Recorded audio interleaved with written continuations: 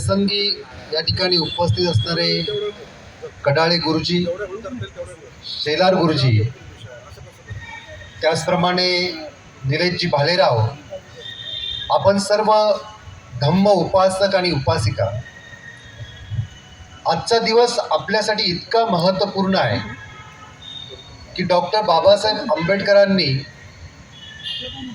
1935 साली जी घोषणा केली आणि 1935 सालापासून बाबासाहेबांनी जो बुद्ध धम्माचा अभ्यास केला की त्या अभ्यासामध्ये सर्वात प्रथम जर बाबासाहेबांनी कोणत्या ग्रंथ लिहिला असेल तर पाली डिक्शनरी ही त्यांनी लिहिलेली आहे. पाली डिक्शनरी त्यांनी बनवलेली आहे. रायटिंग अँड स्पीचेस, भाषणे आणि लेखने यामधला खंड नंबर 16 हा या पाली डिक्शनरीशी संबंधित आहे. ही पाली डिक्शनरी बनवत असताना बाबासाहेबांनी पाली शब्द, त्याचा मराठीमध्ये अनुवाद, त्याचा गुजरातीमध्ये अनुवाद, त्याचा हिंदीमध्ये अनुवाद आणि त्याचा इंग्रजीमध्ये अनुवाद अशा विविध भाषांमधला अनुवाद बाबासाहेबांनी त्या ठिकाणी नमूद केलेला आहे. इतकंच नव्हे तर पाली भाषा लोकांना बोलता यावी यासाठी बाबासाहेबांनी त्याचं व्याकरण पण तयार केलेलं आहे.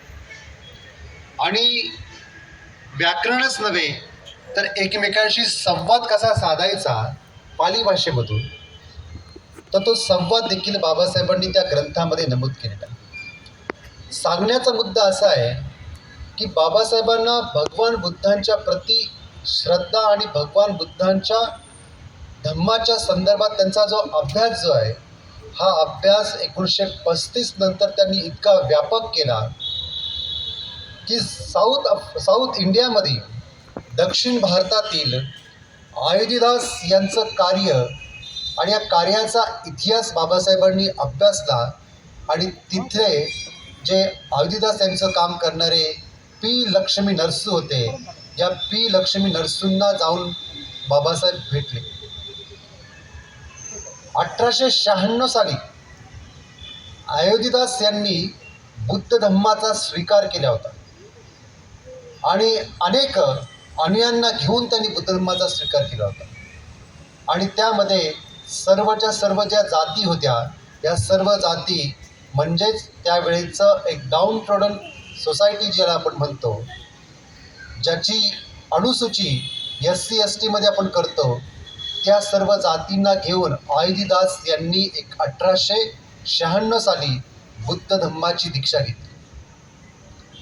आणि बाबासाहेब त्यांची ही धम्मदीक्षा यांनी इतके भारावले की दक्षिण भारताचे अनेक नेत्यांना त्यांनी भेटीगाठी दिल्या आणि सर्व भेटीगाठींमध्ये जशी राजकीय चर्चा, सामाजिक चर्चा त्यांनी केली, तशीच बुद्ध धम्माच्या संदर्भातील चर्चा देखील त्यांनी केली. इतकंच नव्हे, पी लक्ष्मी नरसू यांनी लिहिलेलं एक पुस्तक आहे ज्याचं नाव आहे इसेन्स ऑफ बुद्धिझम, बुद्ध धम्माचं सार.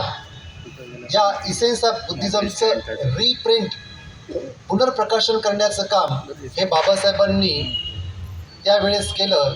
याचाच अर्थ काय तर बाबासाहेबांना बुद्ध धम्माच्या संदर्भातील सखोल ज्ञान आणि या सखोल ज्ञान घेण्यामध्ये बुद्ध धम्मातील जी सामाजिकता आहे, या सामाजिकतेवरती बाबासाहेबांचा सगळ्यात जास्त जोर होता की इथल्या जातीय व्यवस्था, इथली स्त्री पुरुष विषमता, इथला लिंगभेद, इथल्या सर्व अनिष्ट चालीरीती, रूढी, परंपरा, या सर्व गोष्टी जर समूळ या देशातून नष्ट करायच्या असतील तर बुद्ध धम्माशिवाय पर्याय नाही, अशा प्रकारची मनोधारणा त्यांची झाली होती.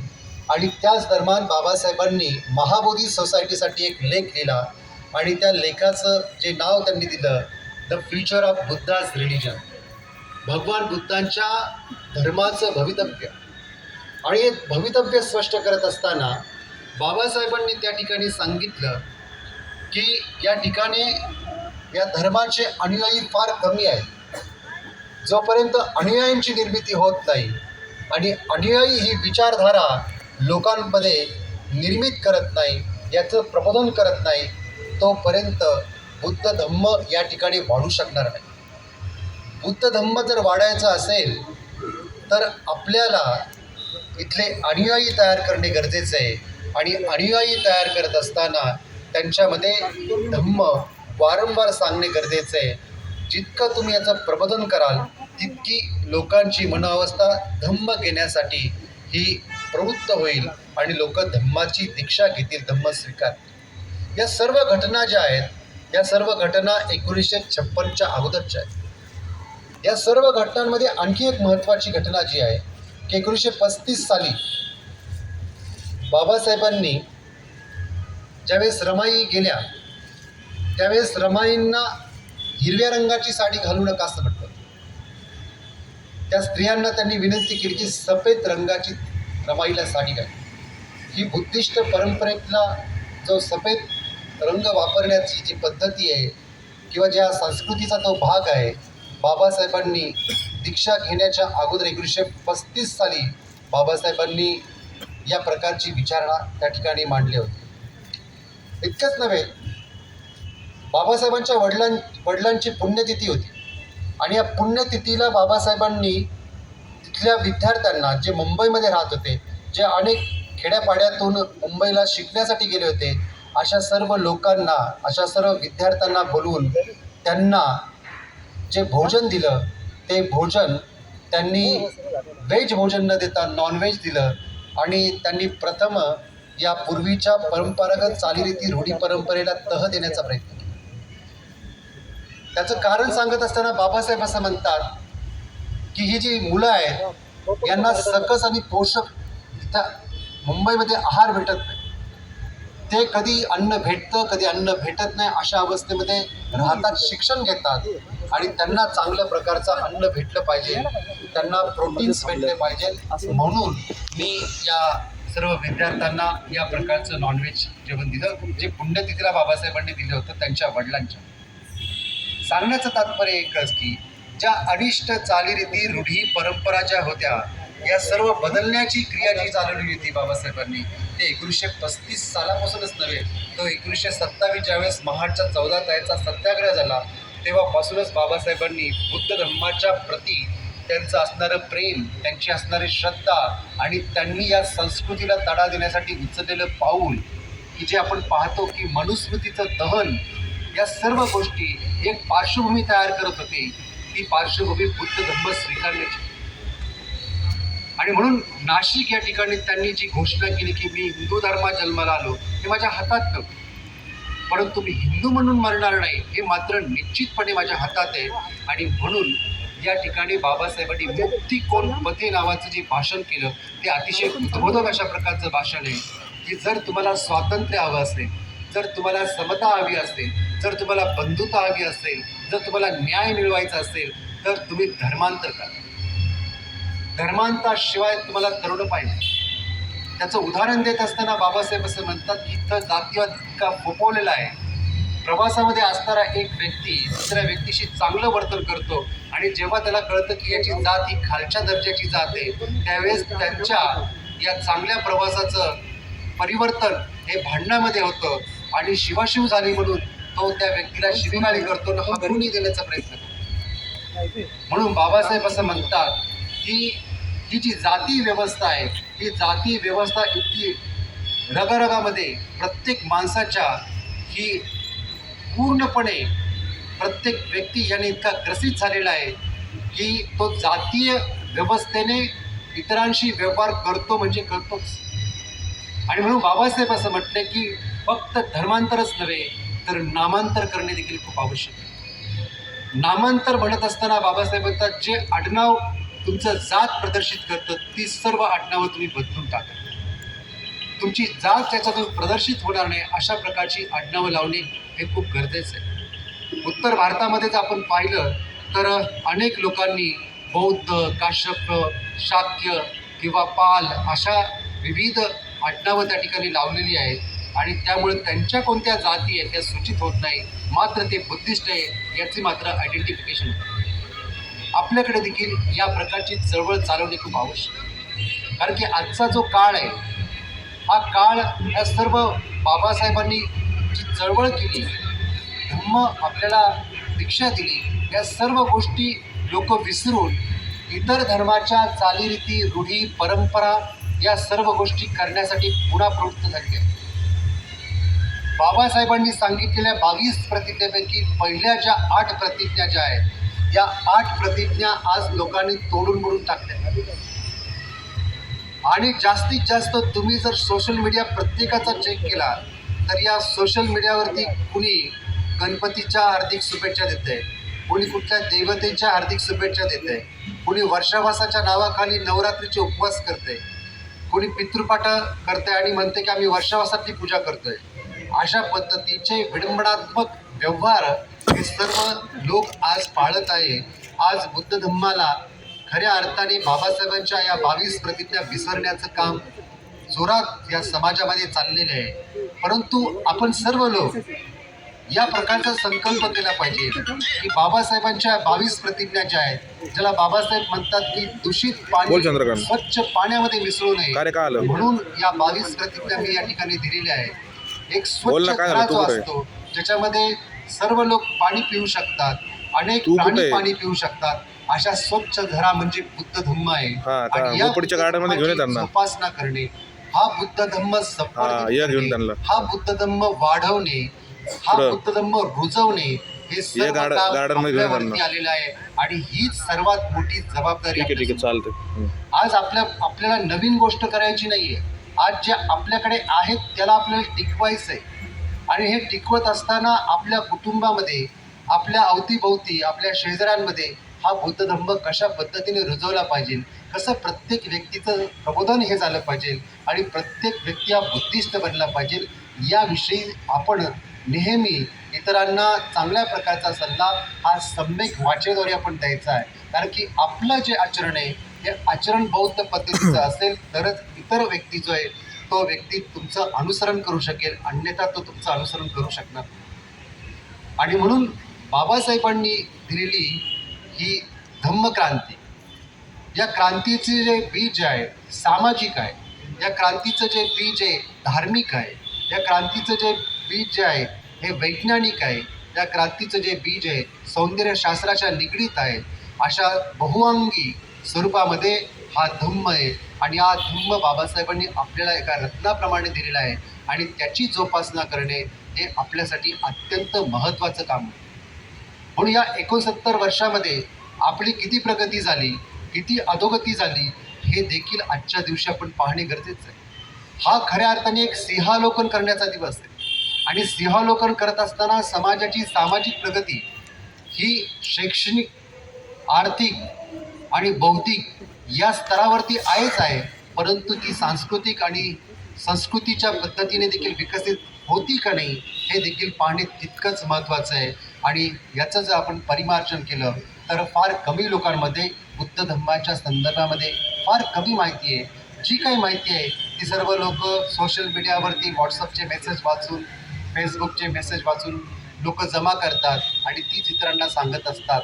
मूलतः बाबासाहेबांनी लिहिलेला भगवान बुद्ध आणि त्यांचा धम्म या ग्रंथाचं वाचन प्रत्येक व्यक्तीने केलं पाहिजे. आणि केवळ वाचनच नाही केलं पाहिजे, तो समजून पण घेतला पाहिजे. तो समजून घेत असताना भगवान बुद्धांचं चरित्र असेल, भगवान बुद्धांनी सांगितलेला धम्म असेल, भगवान बुद्धांनी केलेले अगदी खालच्या जातीतील लोकांचे उपदेश असेल, भगवान बुद्धांनी सांगितलेले जातीय व्यवस्थेतून मुक्त होण्याचे सिद्धांत असतील, भगवान बुद्धांनी स्त्रियांना उपदेश करत असताना संघामध्ये त्यांना दीक्षा दिली, या सर्व गोष्टी काय सूचित करतात? या सर्व गोष्टी सूचित करतात की बुद्ध धम्म एक समतावादी धम्म आहे, बुद्ध धम्म एक बंधुतावादी धम्म आहे, बुद्ध धम्म हा स्वातंत्र्य दिलेला धम्म आहे. बुद्ध धम्मामध्ये प्रत्येक व्यक्ती बुद्ध बनतो. बुद्ध बनणे हे प्रत्येक व्यक्तीचं पोटॅन्शियल आहे. भगवान बुद्ध हे सिद्धार्थ गौतम जे त्यांचं नाव होतं, हे सिद्धार्थ गौतम हे महामाया आणि शुद्धोधन यांचे औरस पुत्र आहेत. आणि ते बुद्ध बनले तर प्रत्येक व्यक्ती बुद्ध बनू शकतो, अशा प्रकारचं लिखाण हे बाबासाहेबांनी केले. बाबासाहेबांनी या अगोदर शीख धर्माचा अभ्यास करण्यासाठी 10 लोकांचं शिष्टमंडळ पाठवलं आणि या शीख धर्माचा अभ्यास बाबासाहेब पण करत होते. बाबासाहेबांना शीख धर्म पण आवडला होता, कारण शीख धर्मामध्ये जास्त जातीयता नाही आहे. शीख धर्मामध्ये सेवाभाव वृत्ती आहे, म्हणून बाबासाहेबांना त्या धर्माचं आकर्षण होतं. परंतु 10 जी मंडळी त्या ठिकाणी अभ्यास करण्यासाठी गेली होती, ही 10 मंडळींनी शीख धर्माची दीक्षा घेण्याचं पत्र हे बाबासाहेबांना पाठवलं आणि बाबासाहेबांना त्यांना प्रतिपत्र पाठवलं की इतकी घाई करू नका, मी आणखीन एका धर्माचा अभ्यास करत आहे, जो धर्म मानवतेचं कल्याण करण्याकरता आहे, जो धर्म सर्व लोकांच्या तळागाळातीलच नव्हे तर सर्वांचीच प्रगती सर्व स्तरावरती इच्छितो अशा प्रकारचा धर्माचा मी अभ्यास करत आहे. तुम्ही देखील घाई करू नका, मी थोडं थांबा. परंतु त्या 10 लोकांनी शीख धर्माचा स्वीकार केला.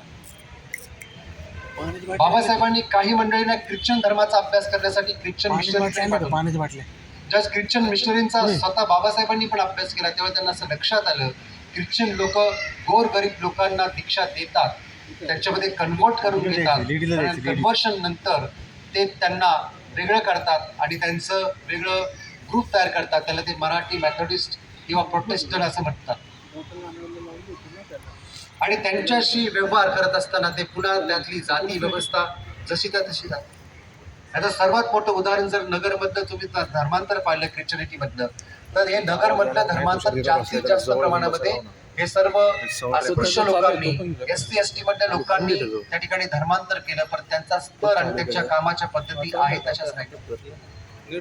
परंतु त्याच दरम्यान ब्राह्मण समाजातील लोकांनी धर्मांतर केलं, तर ते रेव्हरंड झाले, ते बिशप झाले, ते फादर झाले. मात्र जी अस्पृश्य वर्गातील लोक होते ते आहे तशीच राहिले, ते आजही आहे तशीच राहिले. सांगण्याचं तात्पर्य एकच आहे की बाबासाहेब म्हटले की यातून फार मोठं परिवर्तन होतं. मग बाबासाहेबांचा जो कल बुद्ध धर्माकडे जो अगोदरच वळला होता, बाबासाहेबांनी तो आणखीन वाढवला आणि आणखीन वाढवत असताना बाबासाहेबांनी 1954 साली जागतिक बौद्ध धम्म संगीतीमध्ये बाबासाहेब सहभागी झाले. श्रीलंकेमधले डॉक्टर मलिन शेकरा यांनी बाबासाहेबांना निमंत्रण पाठवलं आणि बाबासाहेबांनी त्या निमंत्रणाला स्वीकार दिला.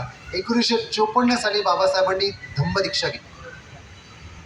1954 साली दिल्ली या ठिकाणी एका बुद्धविहारामध्ये जाऊन त्यांची पत्नी डॉक्टर सविता आंबेडकर यांच्यासोबत बाबासाहेबांनी दीक्षा घेतली आणि 1954 मध्येच बाबासाहेब म्यानमार या ठिकाणी रंगून या ठिकाणी बाबासाहेब या जागतिक बौद्ध धम्म परिषदेसाठी बौद्ध संगीतीसाठी उपस्थित राहिले.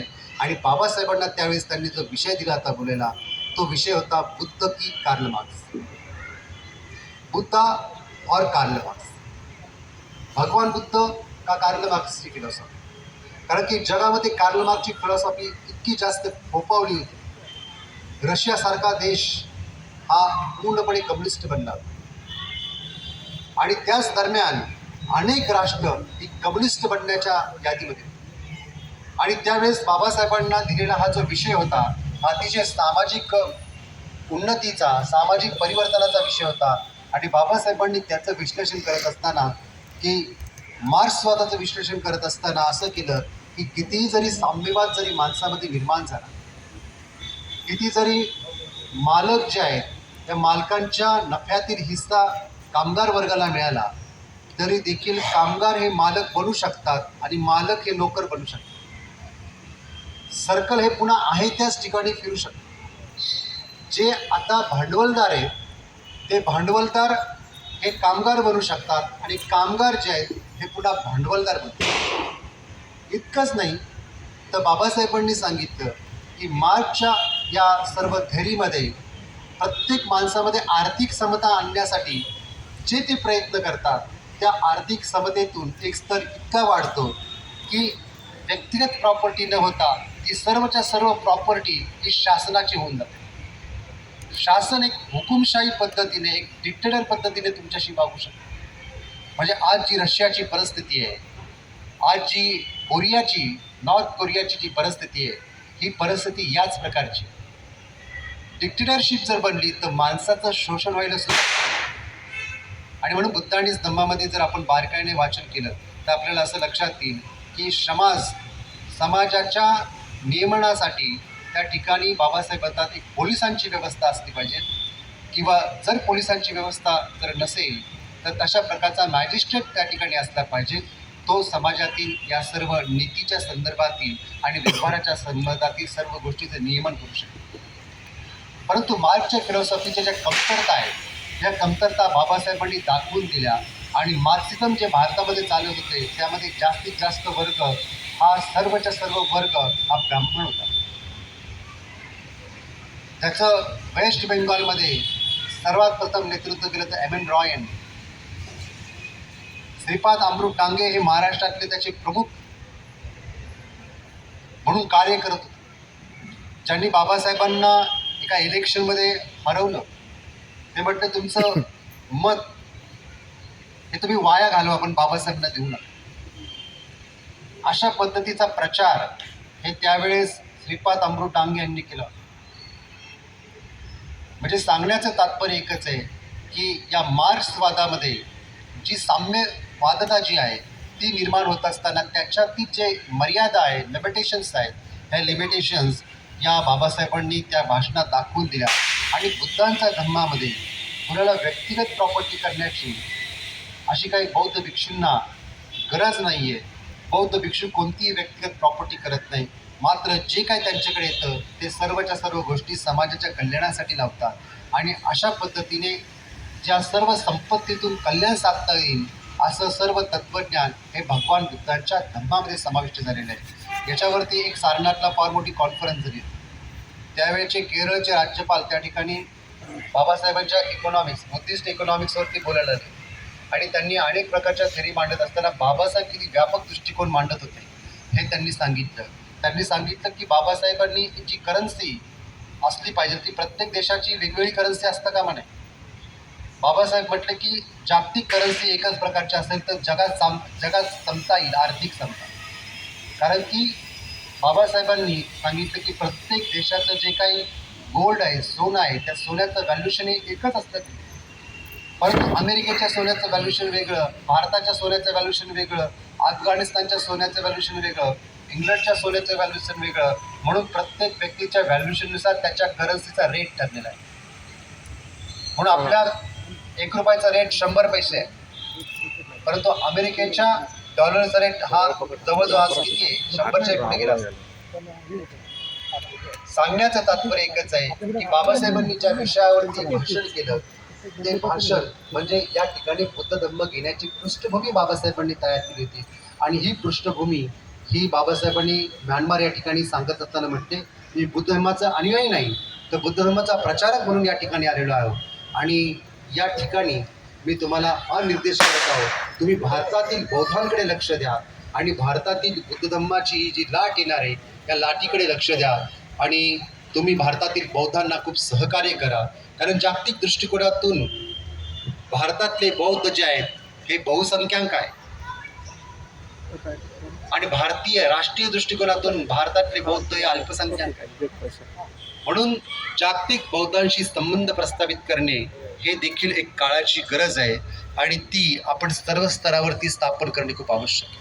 म्हणून फार मोठ्या परिवर्तनाची गरज आहे आणि हे फार मोठं परिवर्तन हे आपल्याला बाबासाहेबांनी 1956 साली 14 ऑक्टोबर 1956 साली जी बौद्ध धम्माची दीक्षा महास्थवित चंद्रमणी यांच्याकडून घेतली आणि यानंतर बाबासाहेबांनी स्वतः 6 लाख अनुयायांना ही बौद्ध धर्माची दीक्षा दिली. आणि यानंतर बाबासाहेब म्हटले की केवळ दीक्षा देऊन माझं इथं कार्य संपत नाही, आता तळागाळापर्यंत गावखेड्यापर्यंत सगळीकडे आपल्याला बुद्ध धर्म पोहोचवणे हे अत्यंत आवश्यक आहे. 4 ठिकाणी त्यांचं धर्मांतराचे कार्यक्रम ठरले. त्यातला पहिला कार्यक्रम जो होता तो मुंबईमध्ये होणार, दुसरा कार्यक्रम जो होता तो नागपूरमध्ये होणार, तिसरा कार्यक्रम जो होता तो चेन्नईमध्ये होणार होता आणि चौथा कार्यक्रम जो होता तो सारनाथ या ठिकाणी होणार होता. हे 4 ठिकाण बाबासाहेबांनी निवडलं. परंतु बाबासाहेबांनी नागपूर हे ठिकाण फायनल केलं कारण की नागपूर हे नागवंशी लोकांचं ठिकाण होतं. नागवंशी लोकांनी बुद्ध धर्माचा प्रचार आणि प्रसार केला, टिकवला. अगदी शेवटच्या राजापर्यंत नागवंशीय लोक हे बुद्ध धर्माचा प्रचार आणि प्रसार करत होते आणि म्हणून बाबासाहेबांनी नागपूर हे ठिकाण निवडलं. नागपूर हे त्यावेळेस मध्य प्रदेशमध्ये होतं, ते महाराष्ट्रात नव्हतं. आणि नागपूर या ठिकाणी बाबासाहेबांनी दीक्षा घेतली दीक्षा घेतल्यानंतर 22 प्रतिज्ञा आपल्याला दिल्या. या 22 प्रतिज्ञा त्यावेळेच्या पिढीने आत्मसात केली. ज्यावेळेस बाबासाहेबांनी दीक्षा दिल्यानंतर एवढे लोक भारावलेली होती की ज्यावेळेस ते घरी आले, म्हणजे मॅक्सिमम लोक ही दीक्षा घेण्यासाठी जी काही मुंबईला आणि नागपूरला जी गेली होती, मुंबईचं धर्मांतर हे नंतरचं धर्मांतर, जे 10 लाख लोकांचं धर्मांतर झालं. परंतु नागपूरच्या धर्मांतराला जी लोक गेली होती, जे वाहन भेटेल त्या वाहनांनी ते त्या ठिकाणी गेली. काही लोक पायी पण गेली. म्हणजे इतकी जास्त लोक बाबासाहेबांच्या या धम्मक्रांतीला भारावलेले होते. आणि दीक्षा घेतल्यानंतर ज्यावेळेस ते आपल्या गावाकडे आले, आपल्या घराकडे आले, जे काय आपल्या घरामध्ये पारंपरिक देव देवता जे काय आपल्याकडं चेडा काय होतं, या सर्व गोष्टी त्यांनी काढून टाकल्या, नदीमध्ये विसर्जित केल्या. एवढं मोठं परिवर्तन हे 14 ऑक्टोबरला बाबासाहेबांच्या उपस्थितीमध्ये झालेलं परिवर्तन होतं. आणि त्याचं अनुकरण खेडोपाडी लोक करायला सुरुवात केली आणि त्यांची एक वेगळी संस्कृती बनायला सुरुवात केली. ही वेगळी संस्कृती बनवत असताना बाबासाहेबांनी त्यावेळेस एक धम्मदीक्षा समिती बनवली. या धम्मदीक्षा समितीच्या माध्यमातून त्यांनी दीक्षा ग्रहण केली. आणि त्याच्यानंतर बाबासाहेबांची जी त्यांनी 2 प्रकारच्या, एक तर दी बुद्धिस्ट सोसायटी ऑफ इंडिया आणि बौद्धजन पंचायत समिती, या 2 प्रकारच्या ऑर्गनायझेशन बनवल्या होत्या धम्म लोकांपर्यंत पोहोचवण्यासाठी. आणि ह्या धम्म लोकांपर्यंत पोहोचवत असताना जी शिकलेली मंडळी होती, ती शिकलेली मंडळी ही त्या ठिकाणी लग्न कसं लावायचं, त्याचप्रमाणे पुण्यस्मरण किंवा पुण्यानुमोदन आपण करतो ते कसे करायचे, या सर्व गोष्टी ज्या आहेत ते नव्याने करू लागले, पुस्तकात बघून करायला लागले. त्यावेळेचे शिक्षक हे बौद्धाचार्य झाले.